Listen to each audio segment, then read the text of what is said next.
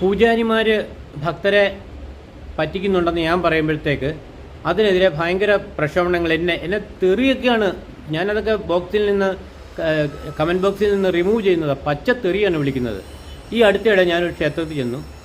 അത് ഒരു ശിവക്ഷേത്രമാണ്. അപ്പോൾ അകത്തിരുന്ന് പൂജാരി മൃത്യുഞ്ജയ മന്ത്രത്തിന് ജപിക്കുക. ഓം ക്ലീം കൃഷ്ണായ ഗോവിന്ദ ഉറക്കെ അങ്ങ് ജപിക്കുമ്പോഴത്തേക്ക് പുറത്തെ അമ്മച്ചിമാരെല്ലാം ഭയങ്കര ഭക്തിയോട് നിന്നിട്ട് പറയുക, ഓ ഇങ്ങനെയുള്ളവർ വേണം വരാൻ, കണ്ടില്ലേ എന്തൊരു ഭക്തിയാണ്, നമ്മൾ കേട്ടോട്ടെന്നുള്ള രീതിയിൽ. അപ്പോൾ ആർക്കും സംശയമില്ലല്ലോ, അവർ ജപിച്ച് തൃപ്തിയായി. ഞാൻ ഓർക്കുക, ശിവക്ഷേത്രത്തിൽ ഇവരിന്ന് ജപിക്കുന്ന എന്താണെന്നറിയോ?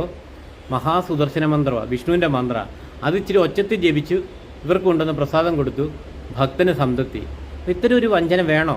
ശിവക്ഷേത്രത്തിൽ എന്ത് ജപിക്കാം, അല്ലെങ്കിൽ വിഷ്ണു ക്ഷേത്രത്തിൽ എന്ത് ജപിക്കാൻ മേല എന്നൊക്കെയുള്ള അറിവുള്ളവർ പോരെ?